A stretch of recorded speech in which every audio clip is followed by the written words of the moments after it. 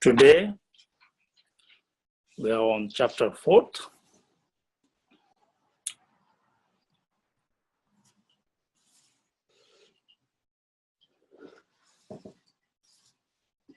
Chapter 4 is about carefulness.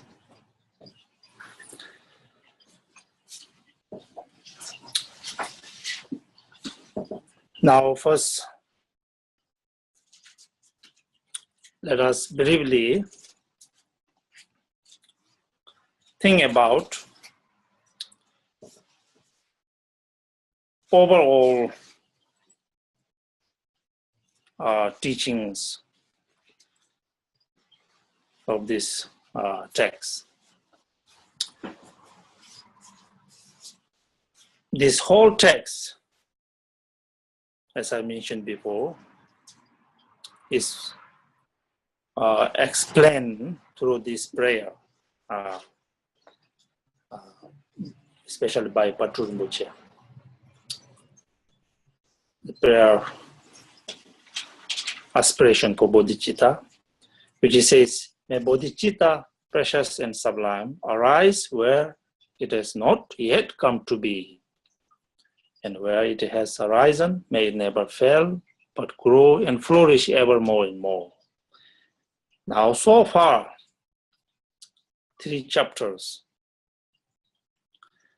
Chapter on the excellence of bodhicitta, or benefit of bodhicitta, and following 2 chapters, chapter 1, confessions, and taking whole of bodhicitta, chapter 3. All these 3 are designed to give rise to bodhicitta, where it has not yet come to be. So, to this end, now we know what bodhicitta is all about. What are the causes and conditions for generating bodhicitta?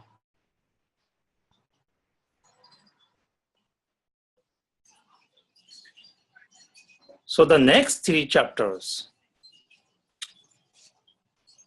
after one generated bodhicitta, then comes this next 3 chapters. Chapter 1, carefulness. Chapter 1, vigilant introspection. And chapter 1, patience. These 3 chapters are designed for this. Where bodhicitta has arisen, may it never fail. Where bodhicitta has been arisen, yes, we do have at the same time lots of obstacles that prevent us from maintaining this bodhicitta. The obstacles that which really decline this jewel-like heart. There's such a wonderful aspirations. Bodhicitta, even though one have generated, there are lots of obstacles. So we need some profound method how to safeguard the precious mind, sublime mind that one have generated. Otherwise, even though it has been generated with many obstacles, it will go back or decline this precious mind, sublime mind. So the next 3 chapters really protecting this precious bodhicitta one has generated.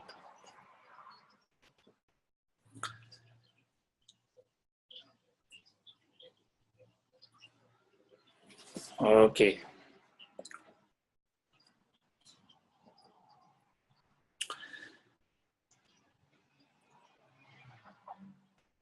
Now, this chapter 4, is about carefulness. Of course, without this carefulness, then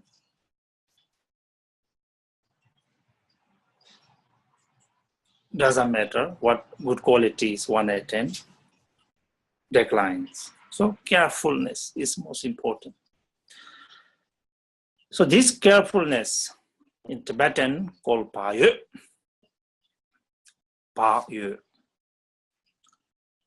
which is in fact translated in many different terms so far I've seen.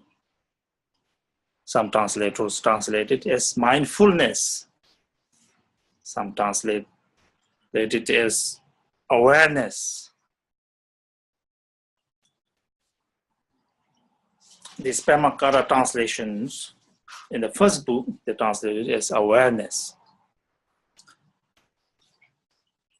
Some translate it as attentiveness, or or anyway, doesn't matter, whatever the translation is, I guess carefulness or awareness, or all these things, basically mindfulness, basically come to the same fact. Anyhow, Tibetan word Payu. So what is the really Payu, which translated here as carefulness? Payu, the definition of Payu is we call Njugdu Ginela Zerpa Lulemba Payu. Njugdu Ginela Jugdo, two things. Juk, which means that to be adopted or to be implemented. Dog, which means that to be avoided, that to be abandoned. So carefully adopting, carefully abandoning, avoiding. These two, carefully adopting, carefully abandoning, abstaining from. So this never losing your kind of mind, so to speak. Always be careful, abstaining from all negative deeds. Always be careful engaging or implementing that which is good karma, good actions, meritorious actions. Ever more careful for that, mindful for that. That is Payu. So this chapter is all about that.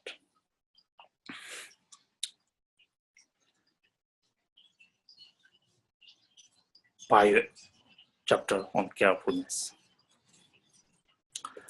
Now, this chapter, the first chapter, right after one have generated bodhicitta.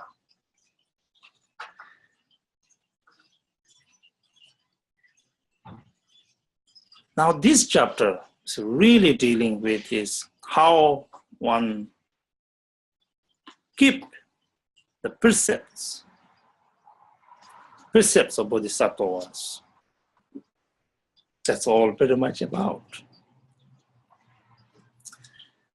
Now, speaking of precepts of bodhicitta, Bodhisattvas, or disciplines of Bodhisattvas, I mentioned briefly before, what are the precepts? Well, that's very vast. We usually say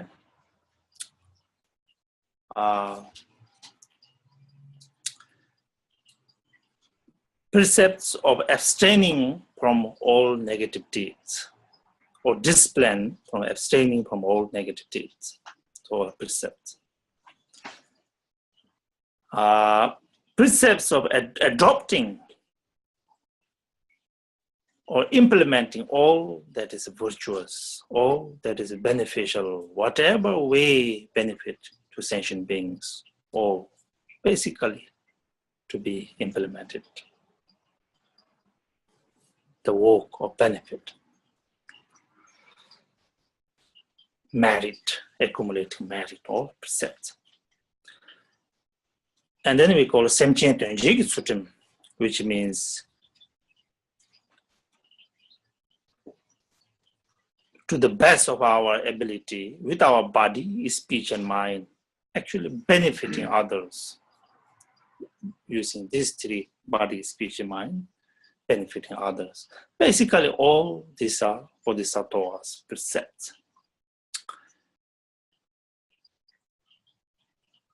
So therefore, there's not exact, this is the Bodhisattva's precept, and that's not Bodhisattva's precept. Bodhisattva, once one have generated this bodhicitta, one make the commitment that absolutely one is going to abstain from all negative deeds, that which brings suffering to others directly or indirectly. There's no excuse at all. Well, that is your precept. Whatever benefits to sentient beings, bodhisattvas, after receiving bodhicitta, have promised, have dedicated all his body, speech, mind for these good, virtuous actions. Even though that said, we do talk about bodhisattvas precepts in a numbers.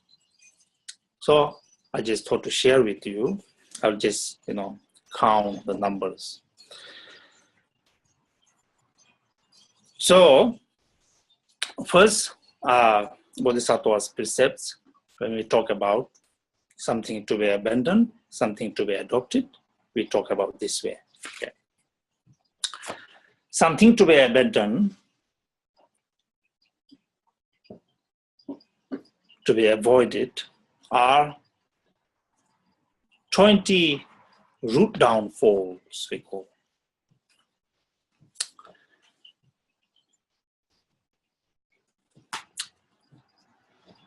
Okay, let us first talk about that. 20 root downfalls. Speaking that, something to be avoided for the Bodhisattva's precepts. Within these 20 root downfalls, first, there are 18 root downfalls, that which we usually say categorize like 5 root downfalls of a king that can happen to a king, 5 root downfalls that can happen to a minister, 8 root downfalls that can happen to ordinary people. So that together this make 18 root downfalls. So even though it is said that can happen to a king or minister, but basically apply to all. Okay, anyway, what are the 5 root downfalls that can happen to a king? First, to steal the triple jewels possessions, whatever offerings made to the triple jewels, Buddha jewel, Dhamma jewel, Sangha jewel, if you use that, that's one. Second, if you give up sublime dharma. See, after receiving Bodhisattva's vow, after generating bodhicitta, all this cannot be done. It's a root downfall. Third, assaulting monks or take their saffron robes from them. as a king, that can happen. Fourth, commit 5 boundless sins, I call, or sometimes 5 sins of instant retributions. That is like killing father, mother, or like that. There are 5 worst sins. Fifth is to espouse wrong views, somehow having wrong views. These are the 5 that can happen to a king. So next 5 that can happen to a minister, we simply count the first 4, okay? First 4, we have been counting, or first 4, we just copy that to the minister. And then the 5th one, we replace that 5th one for the minister is destroying the village, homestead. Basically ministers may do that. So add that, and then 5 become 5. That is which can happen to a minister. Now next 8 to downfalls for ordinary people. Here mostly we're thinking about, for those who have generated bodhicitta. We're not talking about this, of course, not for the ordinary people. Those who have generated bodhicitta, one pay extra attention not to commit these kind of, true downfalls. Okay. These 8 are for ordinary people, not for kings, not for ministers. Not for ministers when we count like this, but of course this can also apply to kings and ministers. Whatever we have been counting for kings and ministers can happen to ordinary people also. Okay. Now, the first is to teach emptiness to those who are not ready yet. That some people like to teach, emptiness. Teaching emptiness is not easy thing to do. And then somehow you cause some practitioners to turn, to give up their path to Buddhahood, to enlightenment, something that you discuss and something that happens. That's the one thing. And the next one is something to cause the one who is on the pratimoksha bhava, lower vehicles yana, who is practicing, you try to teach them saying, oh, you have to practice Mahayana path. You give up that pratimoksha or other things. That is also one thing. And to hold or to lead others to believe that actually lower vehicles, yana, lower vehicles, practicing lower vehicle cannot overcome your afflictive emotions. They do not have, if you teach like that, if you say like that to practitioners of lower yana, saying that these methods do not really work in order for overcoming all our afflictive emotions. And that's also to downfall point. The next is simple. You praise yourself, for the sake of fame and wealth, and criticize others, all this. Next, claim untruthfully that one has gained great realizations.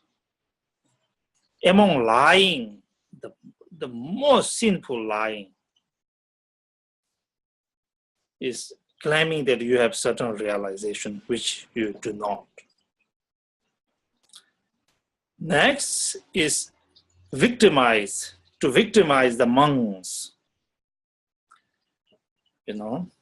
imposing fines to them. Those is also ruled down. And the last one, to cause practitioners to give up more of a calm abiding practitioners, a calm abiding practice like shamatha. Shamatha is not good. maybe better to do something. Generate bodhicitta. Shamatha is not that good as good as generating bodhicitta. Something like that. You cause that practitioner also give up like that. So these 18 root downfalls, in fact, there are only 14, right? Because we duplicate first 4 root downfalls for minister from the king. So anyway, all this together, 18 root downfalls. And the next 2 root downfalls has to do with 2 bodhicitta, bodhicitta of aspiration and bodhicitta of applications. Bodhicitta of aspiration, now one have generated bodhicitta, that is your profound aspirations to benefit all sentient beings. Now you consciously give up that, or now I'm really discouraged. We talk a story like one Bodhisattva, when he tried to practice of generosity, one time one evil, one demon appeared to this man and asked this Bodhisattva to give him his hand, basically his hand, give me your hand. So this Bodhisattva cut his hand and give to this demon, who is manifesting in just ordinary man. When the demon received that hand, since this Bodhisattva cut his own hand, so his left hand cut his right hand and give that hand to this demon. And demon said, "You are giving me with your left hand. That's too rude, disrespectful. I'm not going to accept that." So that Bodhisattva was discouraged. So like that kind of story we tell to that extreme, So anyway, what is really root downfall of giving up bodhicitta of aspiration is that now you consciously give up. Okay, I have generated this aspiration. May all beings free from suffering. May all beings have happiness. Now I cannot do really. I gave up. So it doesn't count that you simply not doing it doesn't count. You consciously, intentionally give up and all go to other faith, so to speak. In our Buddhist teachings, you now become more of a Hinayana practitioners. You give up Mahayana practitioners like that. And then root downfall for bodhicitta application, that is, there's something that you can do, but you simply do not want to do it, consciously decided not to do it. No, I can definitely help these beings, but I intentionally not help, to free these beings suffering. So intentionally decided, so to speak, not to really engage one's 3 body, speech, and mind in the virtuous activity. So that's one root downfall. So together,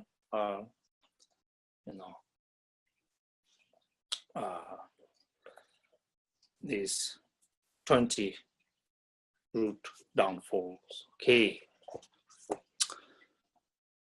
So here I want to emphasize, even though we talk about these root downfalls, but in fact, what it is Bodhisattva's precepts is to abstain from anything that is harmful to others, directly or indirectly, anything.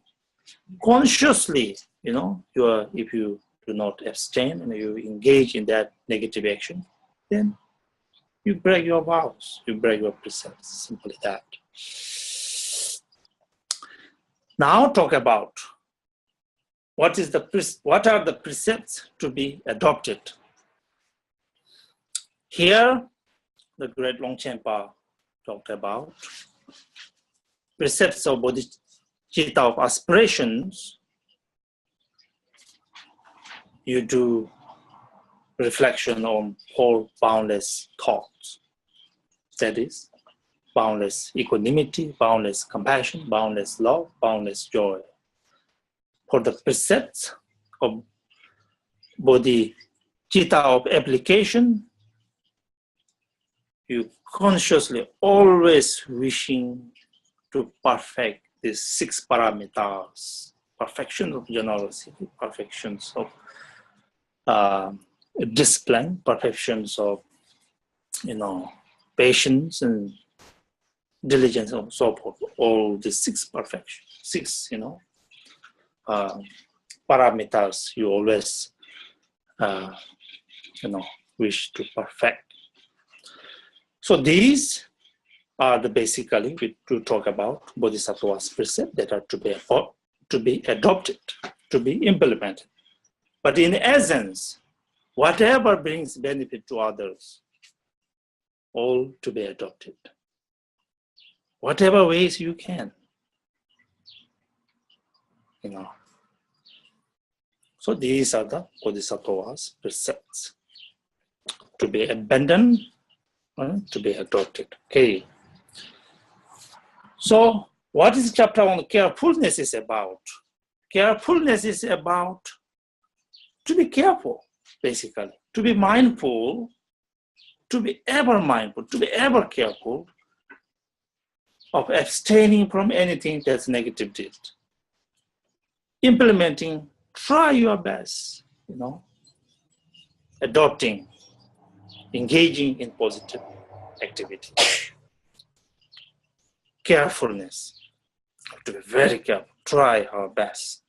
That is Bodhisattva's precepts. Following this Bodhisattva's way of life. Okay. Now we are on page 53 in this version. Chapter on carefulness.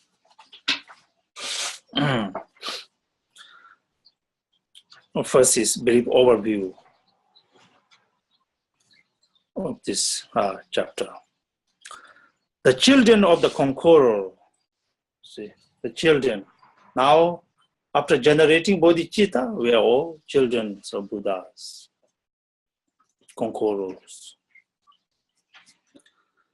who thus have firmly grasped this bodhicitta, should never turn aside from it. Strive never to transgress its disciplines. So far in 3 chapters, we talk about bodhicitta, generated bodhicitta. Now, after generated bodhicitta, see, generate bodhicitta, we are so rejoice in our own merit. We ask others to rejoice in our own merit. But now next, what's most important? What is most important after generating bodhicitta is now to keep the precepts of bodhisattvas. Okay.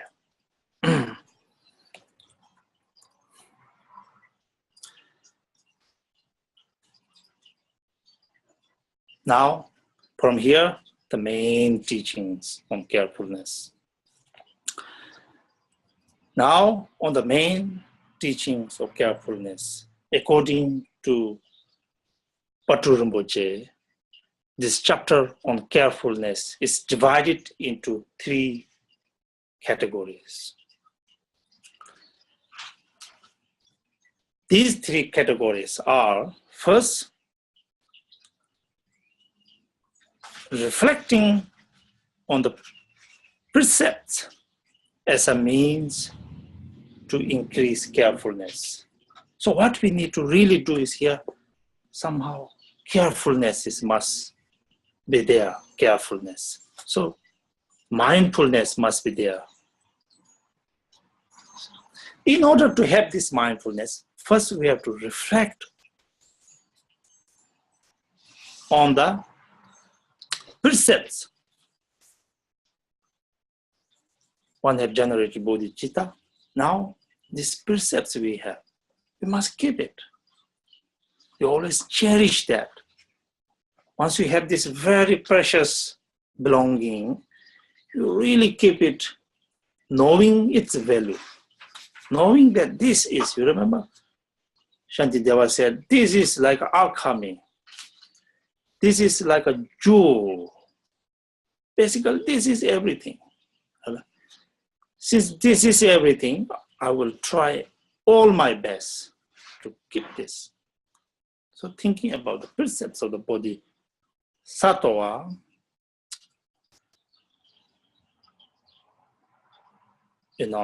Bodhisattva, and then to be mindful as a means to be mindful, to be careful. So it's called Drukjirapala Samdepayopacha, which means reflecting on the precepts that are precepts which are to be implemented. That's a way to be more careful. Okay? So first section is that. After this chapter is right after one generated bodhicitta. So thinking about the precepts of the Bodhisattva, and then one to be careful, mindful. Next, Tanjola Samdepayopacha, which means reflecting on this precious human life. That's the means to be careful. Really, you have to be very careful because life is very precious. This is only one-time chance, so to speak. One in a lifetime, one in a million-year chance. This chance one has. You have to be extremely careful.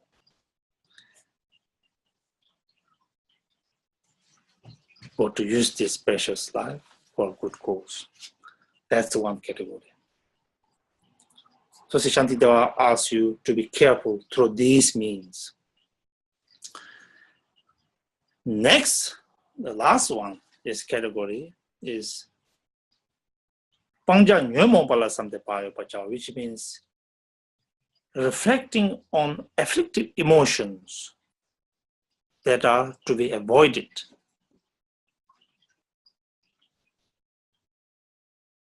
Reflecting on them, then one tries to be careful. Okay, so these three categories, Shantideva, according to Patu Rinpoche, these three categories, reflecting on the precepts of Bodhisattvas, one being careful. Reflecting on the preciousness of human life, one being careful. Reflecting on the negative emotions, afflictive emotions, one be careful. Okay.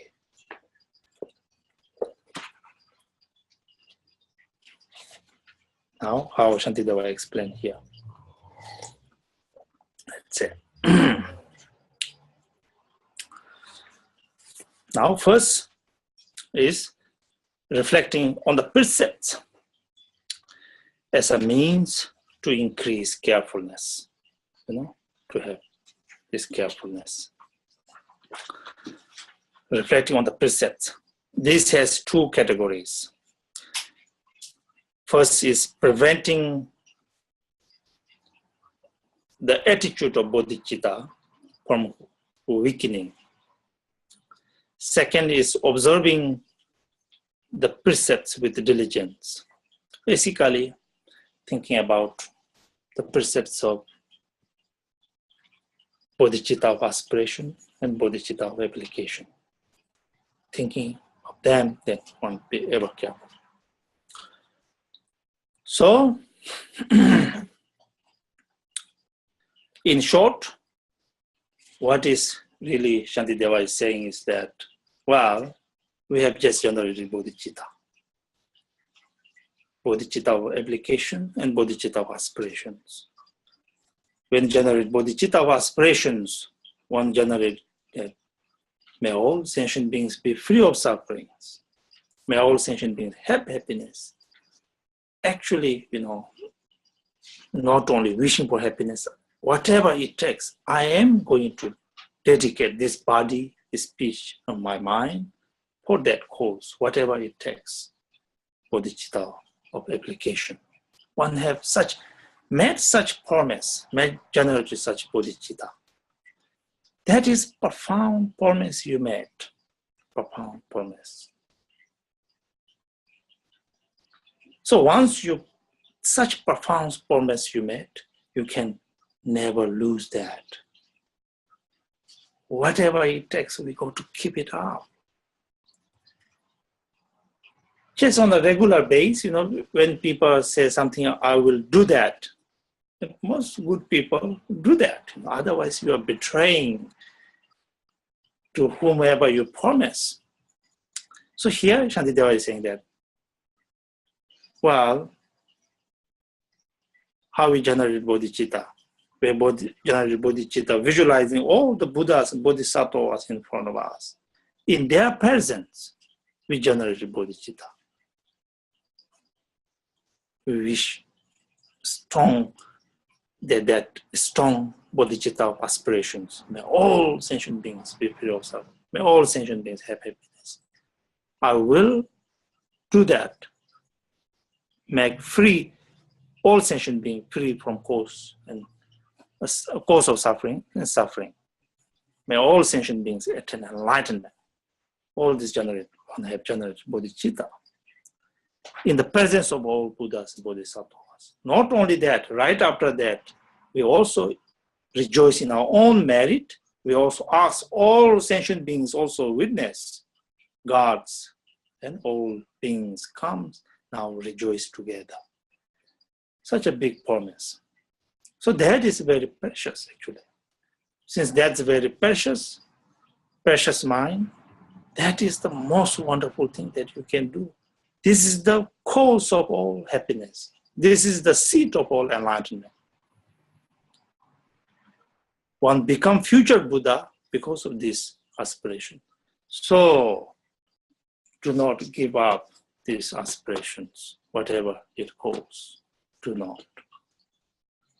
See, root downfall of bodhicitta of aspiration is you giving up this aspiration, right? You never ever do that. I cannot do that. So this thinking about precepts, how one become careful. In our day-to-day lives, there are people wherever we go, whenever, what time it is, doesn't matter. Somehow there are people who shakes our comfort zone. Somehow that's the facts. In samsara, one cannot escape from those things. Disagreements and happens.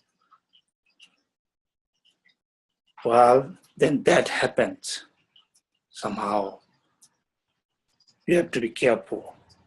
Careful thinking of your precepts, I have generated bodhicitta. May all sentient beings, sincerely, one have generated. So if somebody says something to me, if I retaliate or respond in a very negative way, oh my gosh, where are we then now? Haven't we made this great promise in the presence of the Buddhas and Bodhisattvas? How can you do that consciously?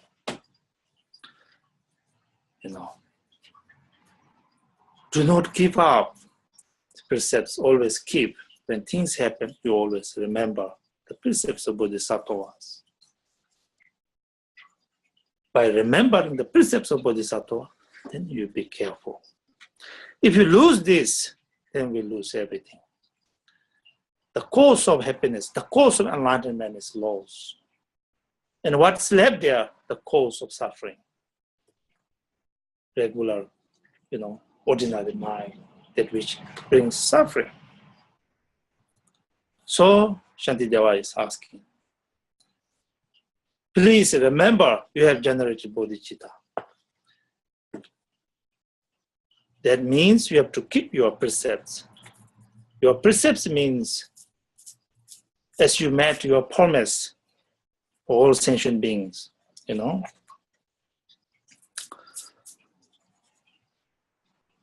To do your best, to always have this, you know, wonderful thoughts.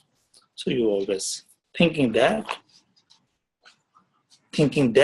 as a means, thinking about the precepts of the Bodhisattva as a means to be careful, in short. Okay, that's it.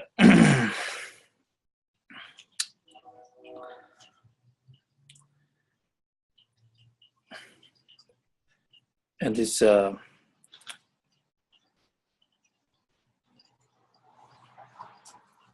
the stanza 11 says, and those who circle in samsara, mixing powerful downpours with powerful bodhicitta back and forth, will long be hindered from the bodhisattva ground.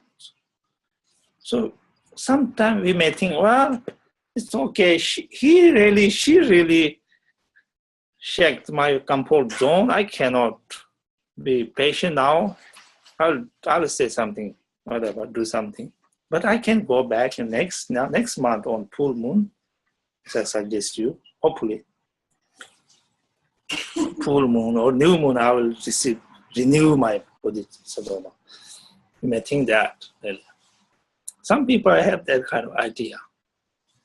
So here Shantideva is reminding us, if you do that, that's not good too. It really, you know, will long be hindered from the bodhisattva's ground, you know, mixing that, going back and forth kind of thing, you know, it's not good. So what does that really mean? Now here is, as a bodhisattvas, as a Mahayana practitioners, regardless how one may do things, but in the core of our heart, really, one cannot give up things, you know. Try our best, you know. Absolutely, if one's completely give up, even one sentient beings, you know, completely hate, the word hate, then we lost bodhicitta. We transgress this vows. Raising your voice, like the loving mother raising her voice to her beloved, you know, child. Something from wonderful, benevolent heart. That there is some acceptance there. But as a bodhisattva, from core of our, you know, heart, one cannot give up 100% to all or to any sentient beings, you know, regardless of the situations. Yes, one find time to time, even one's own friend, almost impossible. Really impossible. So what is the bodhisattva's approach to that? Is then simply somehow time is not right. My own capacity to have this being is limited. After all, myself is not omniscient. One do not know what really can be done. So make one's own aspirations. At a certain point, I will have this capacity and I will come to these beings and will have. But for the time being, you know, just do your own thing. So avoiding here doesn't mean that you're avoiding completely, just simply for the day, you know. Hopefully not that long, like that. So all in all, always remember, you have generated bodhicitta. That way, you be careful always. So here on stanza 12, it says, and so according to my promise, I will act attentively. Up to this point is the preventing the attitude of bodhicitta from weakening, as bodhicitta aspiration precepts from that, for that. Okay. Now from this 12 stanzas, 2 lines through stanza 14 is the basically observing the precepts with diligence, while benefiting others, observing Bodhisattva's precepts of application of bodhicitta, acting, engaging in one's actions, benefiting others is the only way to accumulate merit, to benefit oneself, to benefit others. So, whatever it takes, I'll do that. So Shantideva here says that Buddhas of the past came and taught Dharma, and lots of beings attained enlightenment. But here, because one do not have these, one do not keep these Bodhisattva's precepts, so one is still remain here with no change, really. Very regular, very ordinary mind, ordinary beings. So now is the time, really, to do your best with diligence. Put your body, speech, and mind into actions. So that's the way how one liberate oneself from all suffering and cause of sufferings. So, okay, now that's the first category in this chapter. Is done. Second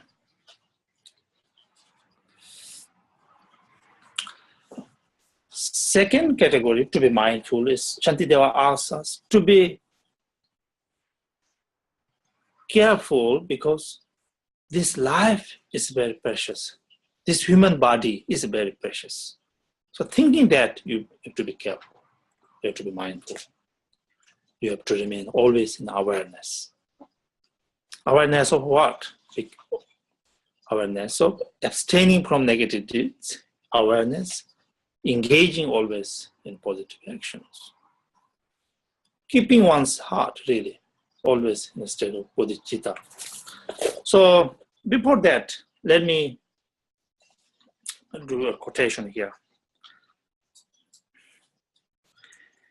See, in the Sutra, Buddha said, I think this applied to us who are very busy.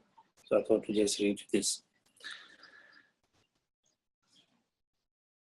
So the question is, well, even though one always have to reflect on the precepts, but still I cannot really engage into 6 paramitas. All these great bodhisattvas, great actions. So what would be the best in a day-to-day life? Always keep my mind aligned with bodhisattva's precepts. So here's the answer for that. In the Sutra, Buddha said, Great King, your tasks are many and you have much to do. Sounds like very much in modern days life, isn't it? Now here, in all circumstances and in all you are doing, you are unable to implement the training in the 6 paramitas from perfection of generosity till the perfection of wisdom. But here's what you got to do. Therefore, great King, Buddha said, never lose your yearning faith, your yearning admiration to this Bodhisattva's way of life. Never lose that. Keep always in daily life. Okay. Your interests, your motivation, your aspiration, as I said, always be there. Your genuine wish always there to be perfect. Okay. Yes. Therefore, great king, never lose your yearning faith, your interests, your aspirations, which are all directed to perfect enlightenment. Should be always there. Be mindful of them at all times, whether you are walking, standing, sitting, or sleeping. Always be mindful. When you awake, when you eat, when you drink, think about it. Meditate on it. Likewise, here Buddha says, rejoice greatly in all the good actions of the Buddhas and Bodhisattvas and all the Sharavakas and Pratyeka Buddhas and of ordinary beings. So, in short, our motivation is most important. We never lose the faith, aspirations, interests. With that, always rejoice in all the great deeds of the past, present, future, rejoicing at all times. That's the one way to keep Bodhisattva's precepts of Bodhicitta aspirations. Okay.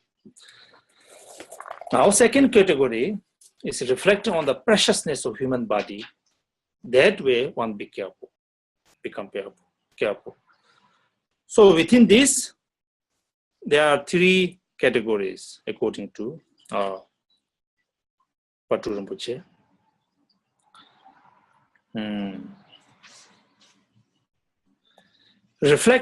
First is reflecting on the difficulty of finding this precious human body. By reflecting on this, how difficult it is to get this precious human body.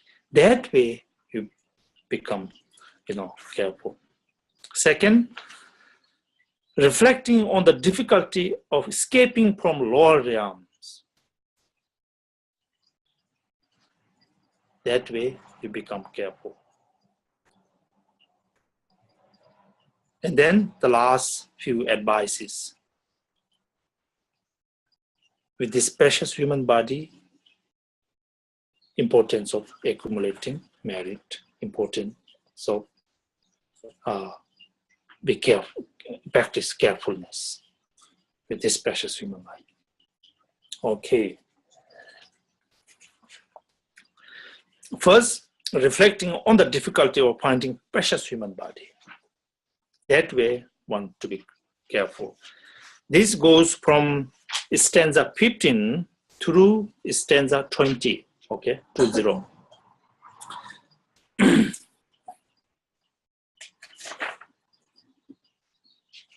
20, yeah.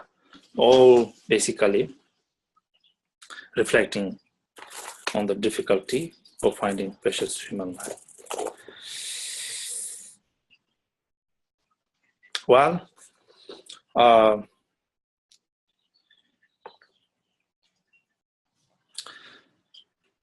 precious human life, this very body, speech, mind is difficult to find. See, in other texts, I talk about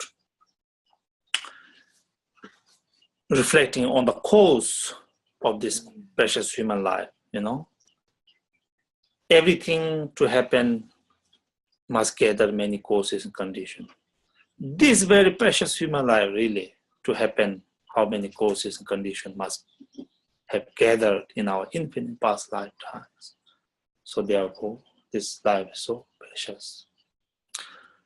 Thinking about the cause, thinking about the numbers at all. Thinking about the number, we say that lower realms like hell realms, the most populated, you know, a lot of beings in hell, Holy Ghost realm, animal realm. Obviously, animal realm we can kind of understand. Compare our human kind of population to the population of animal, quite understandable.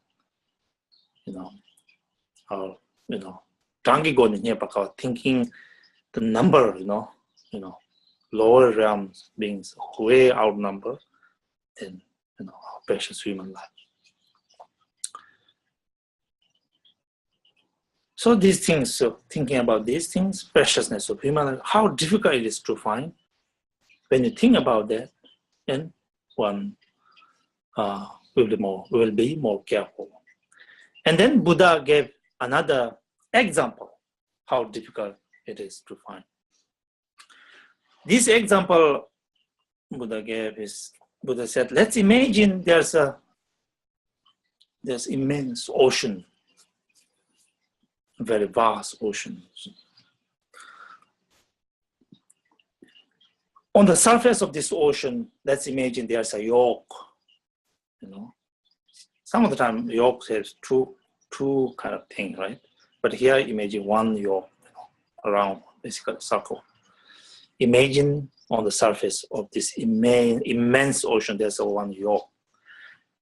Imagine that yoke is never sit still, but swept back and forth with this wild wind, not sitting even a moment still. Imagine now, in the depth of this ocean, there's a turtle. That turtle is blind. That blind turtle, imagine it comes up to the surface of the ocean once in 100 years. Imagine if these turtles had go through the yoke that is constantly moving on the surface of the ocean. When this turtle, blind turtle, once in every year comes up, imagine that turtle's head goes into the yoke. See, it's almost impossible, but something, because of so many causes and conditions in one's infinite lifetimes one have accumulated. This is the ultimate result. Today we are breathing, talking, thinking, listening. This is the result of so many causes and conditions of the past. So Buddha said, finding a precious human life is far more difficult even than that blind turtle's head go into the, you know, yoke that is on the surface of the ocean, constantly moving back and forth. So anyway, so difficult to find. Well, if one life is in fact really so great. This is the result of our infinite lifetimes meritorious actions. So anyway, Shantideva is saying, this is it. This is with God. This is the perfect time. If one do not practice whatever one wish to practice with this precious life, really, if you want to be careful, then this is the time to be careful. It's a perfect time. Appreciating this precious human life, really, in our practice, Hondo practice, for the first time is to appreciate this human life. So the more you appreciate, more you wish to be this life for a good, greater cause than, I don't know, then make some money and go on a vacation and done. Something for wonderful good cause. You will be more motivated. So in all the teaching do say that life is very precious. It's very difficult to find. So always think about that, and with that, then be mindful. Do not give up the precepts of Bodhisattvas. Always be careful. Okay.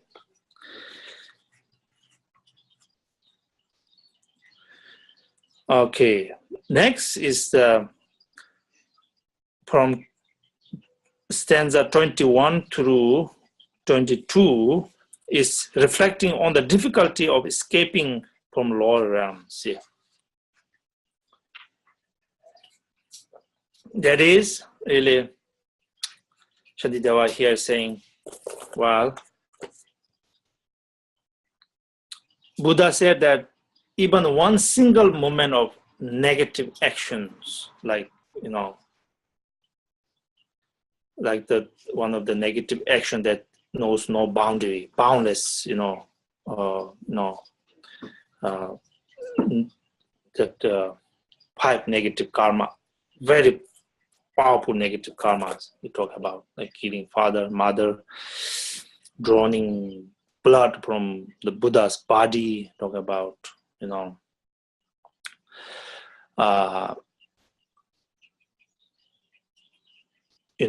and teaching about there's no cause and conditions, the law of karma is not there, something like that. All these things are really bad kind of karma. Buddha said, this kind of bad karma, if one commit it, so one cannot be escaped from lower realms. One will be there for a long, long time. So Shantideva is here basically saying is that even one instant of bad karma can be stuck in the lower realm for a long time. Then what do you think about in our infinite lifetimes, all the karma that one might have accumulated?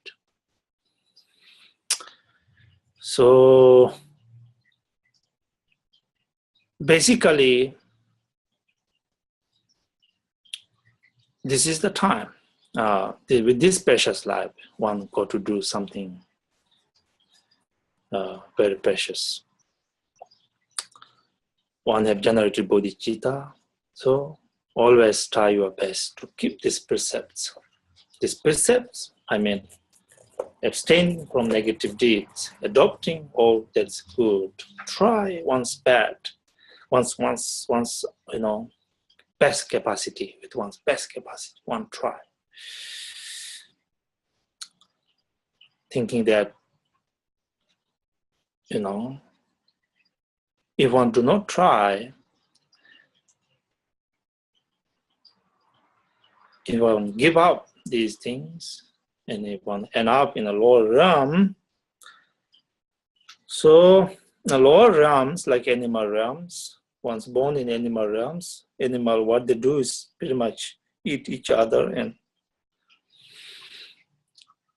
so somehow from bad to bad kind of cause and conditions goes. So basically, this is the most precious time. We actually say that almost like human life is the junction from where everything happens. 6 different realms we talk about are basically we produce from here. Almost like a big factory is here. You want to go to hell realm? Definitely, you can commit such things that can cause you to go to hell realms. You want to become enlightened in this lifetime. Let us not talk about accumulating such cause to go to hell realm. Here, the topic is go to enlightenment or become enlightened. Yes, we can do that in one lifetime.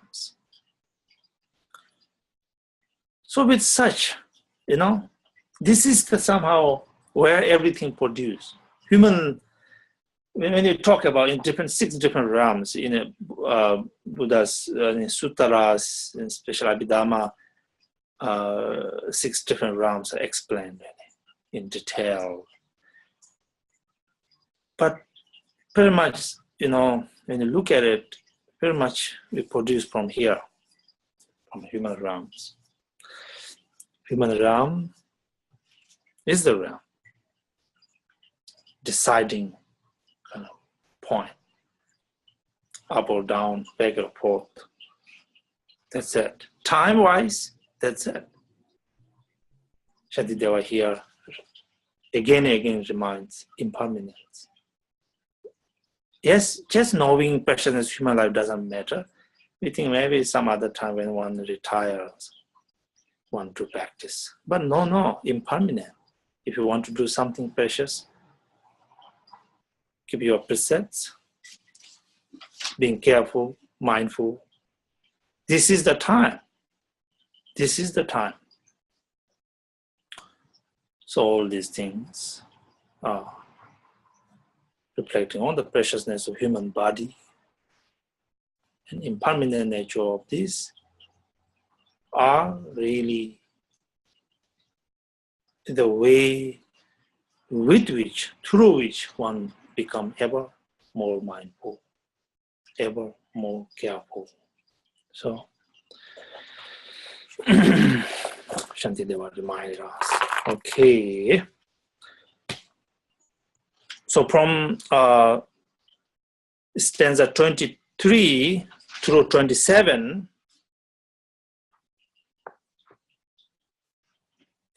is now Shantideva's advice.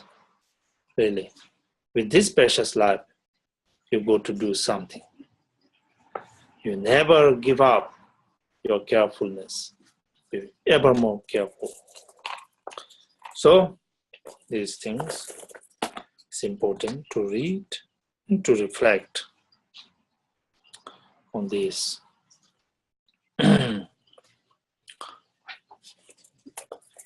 Otherwise, if this life comes to an end, we're doing nothing.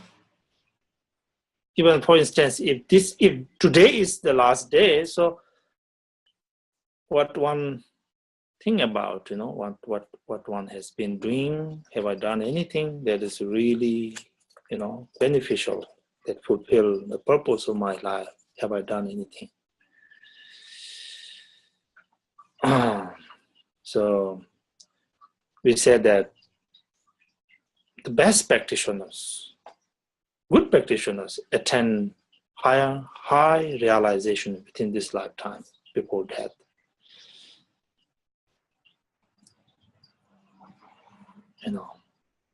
More of a middle kind of practitioners.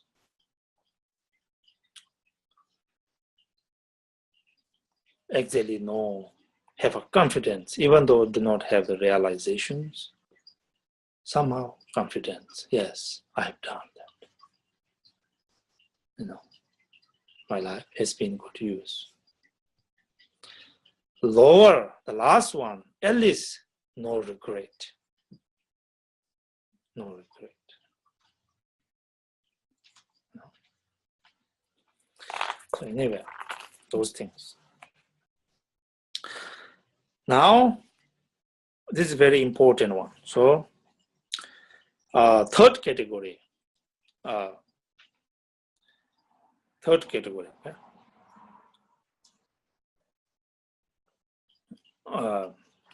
According to Patu Rinpoche, from here, how to be mindful, how to be careful is reflecting on the affective emotions that are to be avoided, that are to be abandoned, reflecting on the emotions, affective emotions we are talking about, negative emotions. So, one be careful. This has three categories. Okay. First, we are going to reflect on the defects of affective emotions. What is affective emotion really? Or what are they? How they are? How bad they are, basically. Affective emotions, okay? Second, we're going to talk about somehow one is encouraged to put effort in dealing or abandoning or avoiding these afflictive emotions. The effort. Third, we are going to talk about how afflictive emotions are abandoned. Isn't this a great subject? So all we got to know is here, really. Okay. Now, the first defects of afflictive emotions. That is through stanza 28 through stanza 35. Okay? All talks about these defects of afflictive emotions.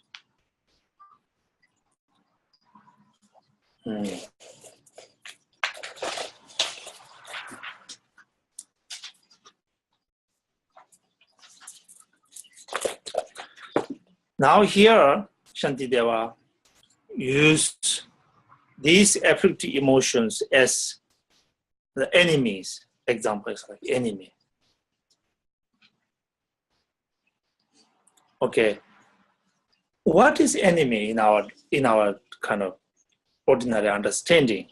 Enemies are those who shakes our comfort zones, or I don't know, not every person who shakes our comfort zones are enemy, but somehow bring sufferings, really, are the enemies. So if these are the enemies, if you consider those who are harmful to you are enemies, so all our affective emotions are our enemies. Our enemies. So here, for Bodhisattvas, do not have enemies, okay? Regular enemy, ordinary enemy.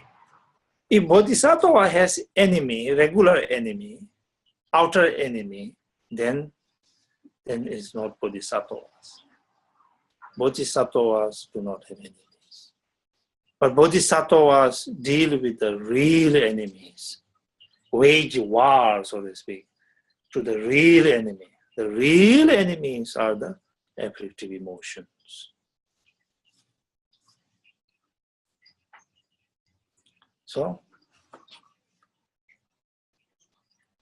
in order to deal with the afflictive emotions, why Bodhisattva was find that these afflictive emotions are enemies? Why? Because all these emotions, how they do things, how bad they are, they are the real enemy. Okay. Okay, now Shantideva here. This part is especially very important. Because see, we will be actually talking in next chapter detail about mind. But see, overall, when you talk about Buddhism, real thing in Buddhism, what we are trying to do is taming our minds. That's our main job. Taming our mind, so generating bodhicitta is really the most powerful thing, taming our mind. If one have bodhicitta, that's it. Everything happens from there. If one do not train our mind, if one let go of these affective emotions, do whatever they wish to do, then again, everything happens from there. So, long story short is that our mind is the source of everything. Ultimate enlightenment comes from our mind. Hell realms and beings are created by our minds. And mind is everything. So in talking about mind, what kind of mind are we talking about? We are talking about mind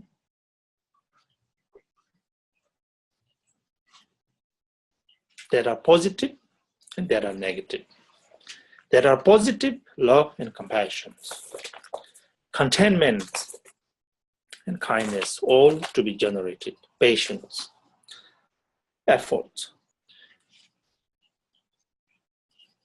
Negative emotion, mind that are to be avoided is something one first know the defects of the mind, of the affective emotions, the negative aspect of our mind. With that, knowing the defects of the negative emotion, then one try to get rid of them. Okay. Now first let us talk about the defects of the affective emotions. Shantideva says, anger, lust, these enemies of mine are limbless, devoid of faculties. Exactly. Outer enemies have all these things, but Bodhisattvas do not have enemies. Remember? Inner enemy, these affective emotions, do not have any limbs, do not have any forms, do not have any weapons. Let alone all the drones, all these things we talk about, weapons, missiles, anything. But these enemies, what they did, how then have they reduced me to such slavery? But these enemies are very powerful because one had been slave for so long time, actually. Slave. We all are victims of these affective emotions. We surrender to them. Anger comes immediately. Okay, let us go. I'll listen to you. I surrender you. I say anything. I do anything. Completely surrendering, completely slaving. One become these things, really. Shantideva is saying, it's unbelievable, in fact, isn't it? This enemy doesn't have any of those limbs or any forms, but one have been victims of this. So this alone, so this stands alone, you have to put really into perspective, think good about it, you know.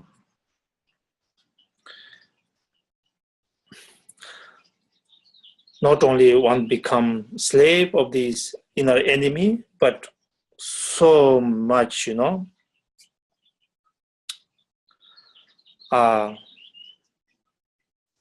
suffering it goes. This enemy dwells within one's mind. It's something like it doesn't pay any rent, but just have been using my mind as their dwelling place. Actually, you know, very bad. Situation is not good here. So then there is further saying that let us compare really. Outer enemy, regardless how bad they treat us, but they can never throw us to lower realms, to the hell realms, to the Holy Ghost realms. Can they ever do that? Even the whole world against us, nothing can do like that kind of bad damage. But this inner enemy does, really. Later on we will say, Shantideva will say, who build the iron, those boiling iron, such hot and cold of the hell realms? Where are those, you know, beings in hell realm came from? All from one's affective emotions created. So compared to other enemies, this enemy, inner enemy, is the worst enemy, most powerful, really. They throw us in a lower realm and infinite sufferings cause.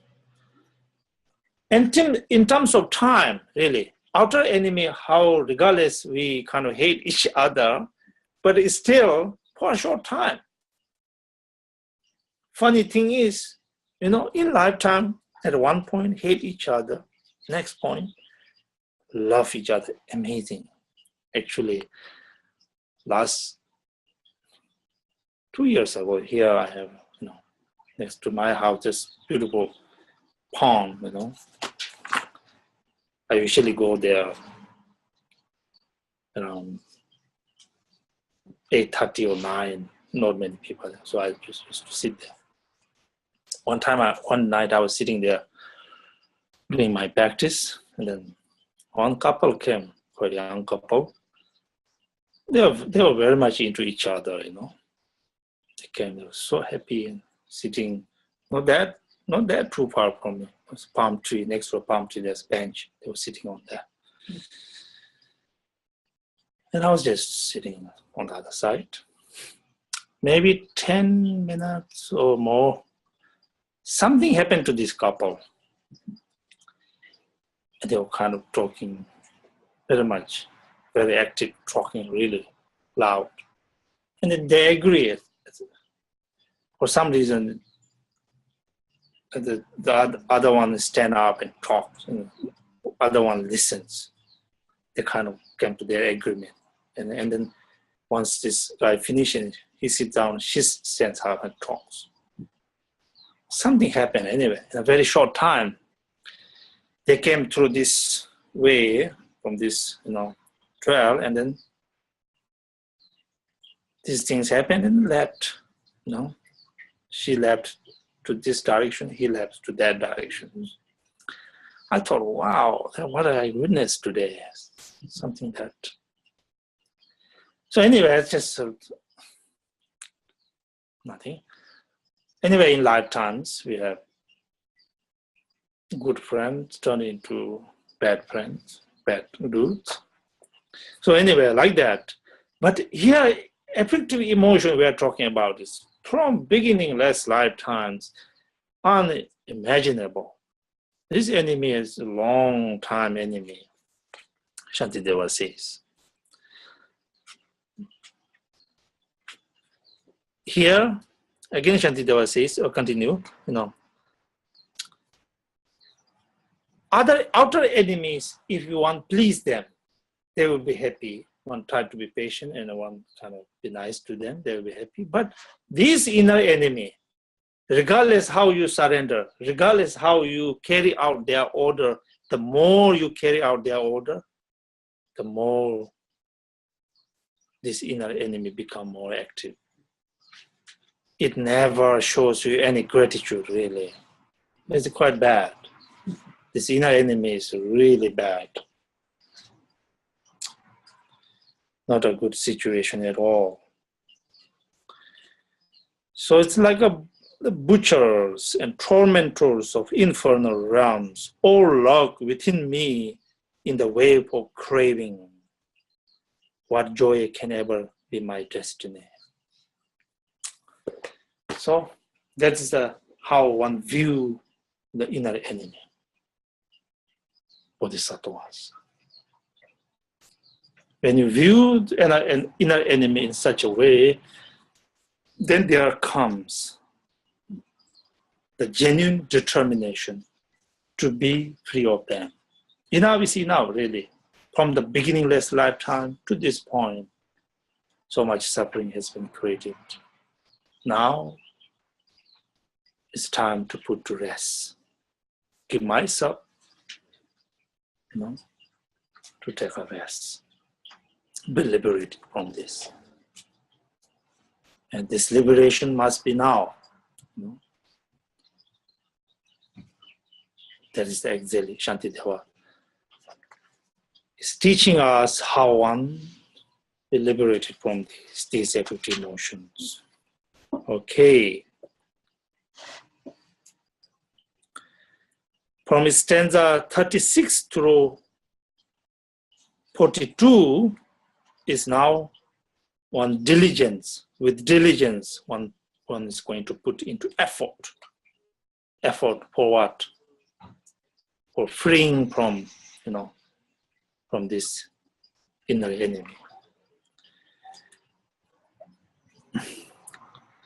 Again, For instance, when somebody go to war, wage war, or deal with outer enemy, even though there's some kind of lots of injuries, one injure, one regardless, all these things, still one try our best, those, dealing with outer enemies, ordinary people do things like that. So dealing with your inner enemy, of course, if you endure, be able to such, be patient with dealing with outer enemy, even the cause of your, life or injuries in your body, why not then? Inner enemy dealing with this, you have to put your effort, really, put your effort. Shantideva says, even the fishers and farmers, to just live a life, how much effort they put. That is basically to have enough food to eat, a place to live. For that reason, how ordinary people really try their best. But we are talking about here for the benefit of all sentient beings, for the cause of enlightenment. For that cause, why don't you be able to put efforts?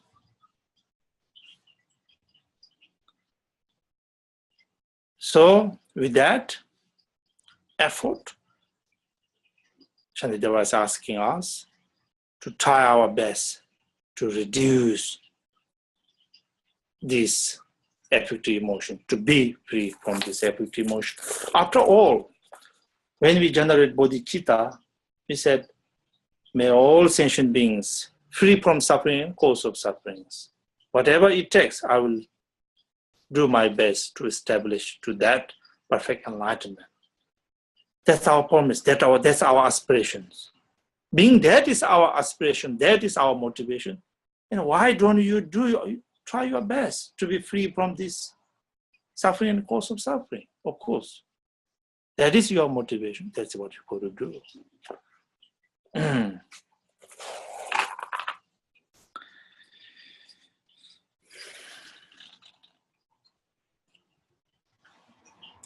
Okay. And now, the last category, how afflictive emotions are abandoned, basically. A little bit of a method of abandoning. That is from stanza 43 to 48. That's the conclusion of the chapter.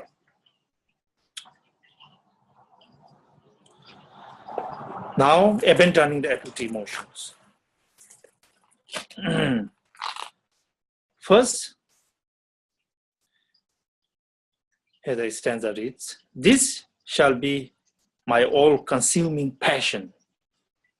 Getting free from afflictive emotion is, my consuming passion. Filled with rancor, I will wage my war. Defilements of this kind will hold defilements, and for this reason, it shall not be spurned. So, some kind of encouragement, some kind of desire there to do that. Some kind of almost like, so much, defilements of this kind will hold defilements. See, first one should have this kind of emotion, really motivation, powerful motivation to deal with this. Yes, powerful motivation, desire, this so-called desire faith we call, all this ultimately speaking to be abandoned. But this first step, kind of profound motivation, profound desire, is, we say, it's like a sailing boat with which you can cross the suffering of samsara. But once you cross the ocean of samsara, then the boat, what you're going to do, leave behind. And that desire faith and desire for dealing with these kind of things also leave behind. But at the beginning, if you say you do not need the boat, that is again wrong. Some kind of desire, some kind of profound motivation. So must be there. So Shantideva is saying, let us generate this powerful kind of, almost like a really waging war sort of motivations, you know.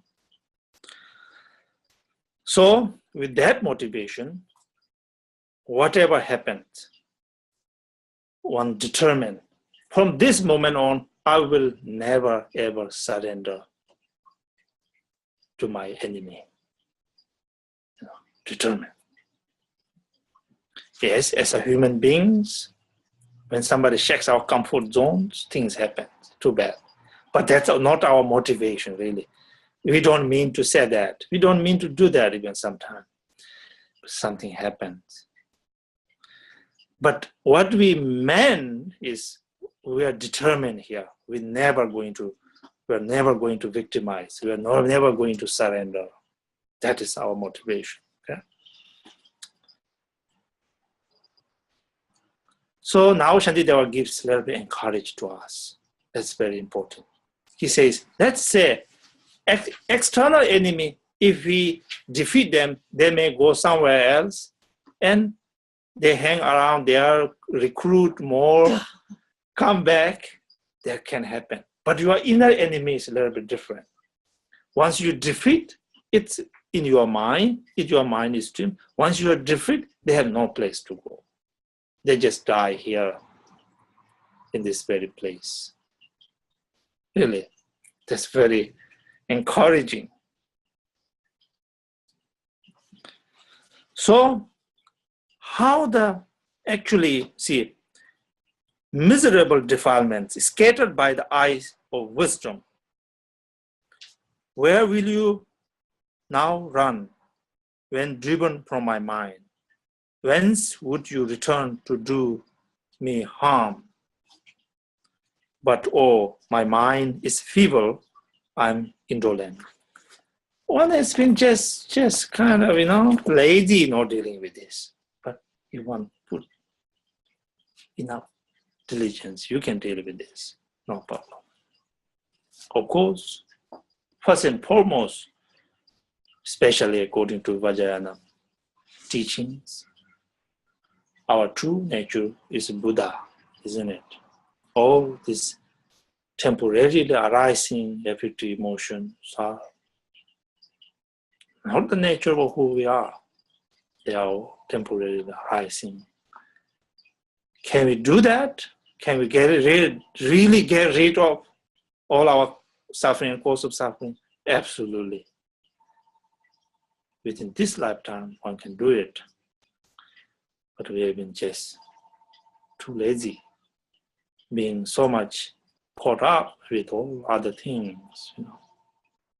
So here Shantideva is reminding us to that which is most important. Okay. So here stanza 47 is important. Stanza 47 is Shantideva talks about the very nature of the inner enemies. He says, the defilements are not in the object. Obviously, anger, attachment, hatred, whatever you have there, they are not in the object. You cannot find them. Nor within the faculties. Obviously, it's not residing in our eyes or nose or tongues or anywhere, nor somewhere in between. That's a fundamental teaching according to Vajrayana teachings too. When you're really overwhelmed with your emotion, directly look into the nature of the emotions. There's so much causing suffering, this emotion. Do these have a form? Do these have a shape? Do these have a color? As soon as you look at them, you will find something. That all this, in essence, empty. empty of color, empty of shape, in essence, empty, basically. As soon as one experiences, when one has the glimpse of that emptiness, empty nature of all these defilements, something happens. Profound shift, transformation in our mind streams.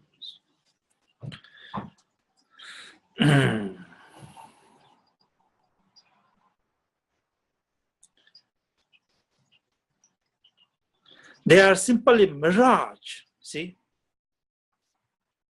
And so take heart, banish all your fear, strive to know their nature. Why suffer needlessly the pain of hell? When you really look at it, everything is like a mirage. It's there. It caused so much sufferings in the world. It created 6 different realms and infinite suffering, but at the same time, it is not there. So the understanding, the wisdom, not there, knowing their essence is empty, plays the role here. Knowing their nature is empty, knowing their appearances as mirage. So with that understanding, one apply one's method of abandoning, getting rid of these equity emotions. So when one do that, then the very cause of suffering is liberated and inner freedom is attained. So when one do that, then one is really taking Dharma as a medicine. One is taking the medicines, not speaking the medicine, not studying the medicine, but taking the medicines. So, all in all, Shantideva talked about how to be careful, to be mindful. This is reflecting on the precepts of the Bodhisattvas, that once have generated bodhicitta, now one have to keep the precepts. With that, you be careful. Reflect on the preciousness of your own body. Really so precious. With that, you be careful. Reflect on the defects of some emotions. Thinking about how negative emotion does.